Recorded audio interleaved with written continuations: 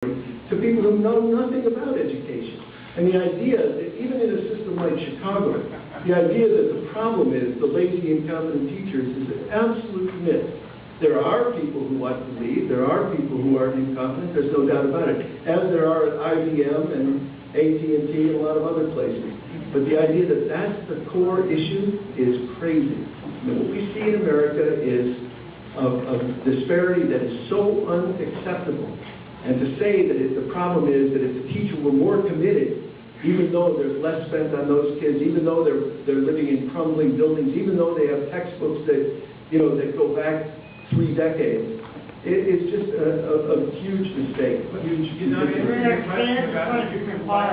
sorry. Can we go one at a time? I know you all want to shout. You've already spoken. Yes, sir. Dr. Dean, if teachers, even they could be fired as opposed to having union stay, and leave tenure, don't you believe that they might be a little bit better future? Absolutely not.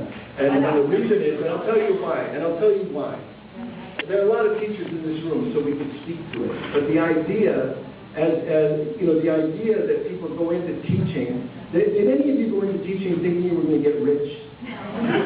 Well, good. I don't have to go all the way back to the beginning. Why the hell did these students go into teaching?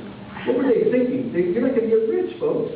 And not only are you not going to get rich, you're not going to get any respect. And not only did you not get any respect, my son, a 10-year teacher in Oakland, California, with a great record, just got his 3rd pink slip in a row because of the budget crisis in California. Now, we can fire Tomahawk missiles in Libya, and we're going to fire teachers at the same time. What the hell is wrong with that picture?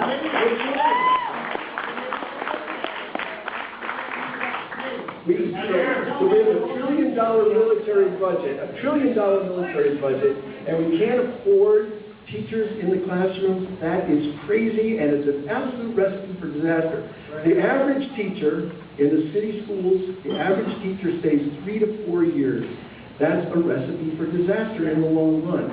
We have to invest more in teaching. We have to invest in smaller classes, exactly as the Obama kids have.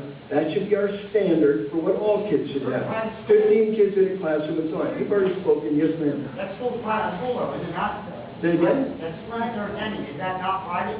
Yeah, that's a private school, exactly. Okay. It's a good standard, though, isn't it, for a democracy to say what the wisest and most privileged have, we ought to aspire for that for all of our kids. Yes, ma'am.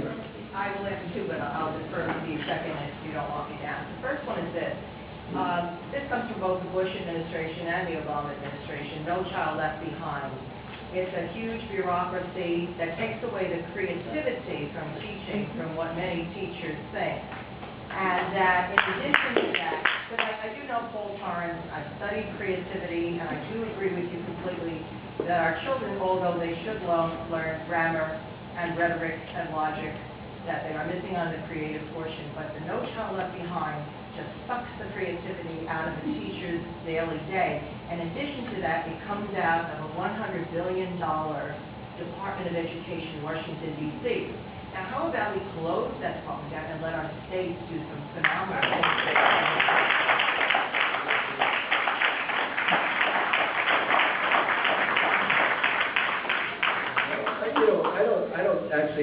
I think No Child Left Behind is a disaster, and I think Arnie Duncan and his Margaret Spelling's in drag. So I think that the Duncan-Obama administration on education is a catastrophe. Race to the top has all the weaknesses of No Child Left Behind, with some new ones thrown in of its own. The very idea of Race to the Top is based on the idea that education, and this is another part of the framing of this argument that's so destructive. Education has been framed successfully in the last 2 decades as a product, like a bathtub or a toilet that you would buy in the market. If education is a product like that, then Michelle Reed, the superintendent of the DC schools for a while, makes perfect sense. The puff piece in Time magazine that talked about Michelle Reed and said she's done more to reform the DC schools in a year and a half than most reformers have done in 5, : she's closed 30 schools, she's fired 45 principals, she's fired 300 central office staff and 150 teachers, period. That makes sense if you're running something like Enron, then you're privatizing and all that. But since education is not a product, but rather is a process and a human right, then it seems to me that that whole notion of education as a product is backwards and destructive. So I would argue that yes, No Child Left Behind is a disaster, Race to the Top is a disaster. But here's what I want to say about Race to the Top. The very idea, if you listen to the President's last State of the Union address, when he talked about education, he sounded like the program officer from a foundation, not like the President of the United States. The President of the United States is concerned with all kids, not giving out grants to those who can conform to some kind of measure that they've created. So I think it's a catastrophe. But more than that, if you say Race to the Top, you're saying a couple of things. You're saying New Jersey compete against New York, and one of you is going to lose. More of you are going to lose than are going to win. And in education, yes, indeed, that's exactly what Race to the Top has been. Yes, and not only that, but the idea that we are in competition with each other and that's going to make us better, again, is based on this metaphor of the product. But what it means is Chicago is competing against Springfield.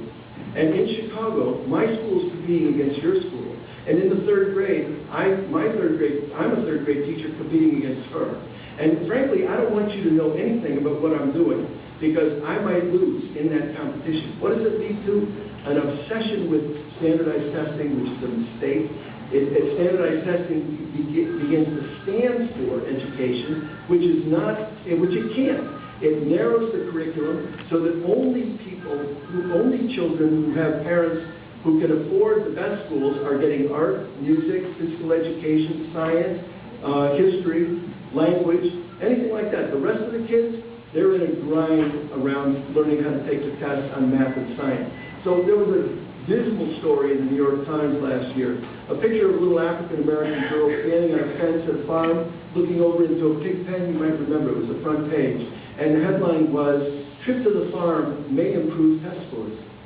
And you say, really? So if the trip to the farm doesn't improve the test scores, no farm for you. You think anybody who has the privilege of living in Shaker Heights or Lake Forest can say to their kid, you know what? I can't give you the piano lesson, I can't give you the arts, I can't give you the trip to the farm because it's not going to improve your test scores. That's what we're doing.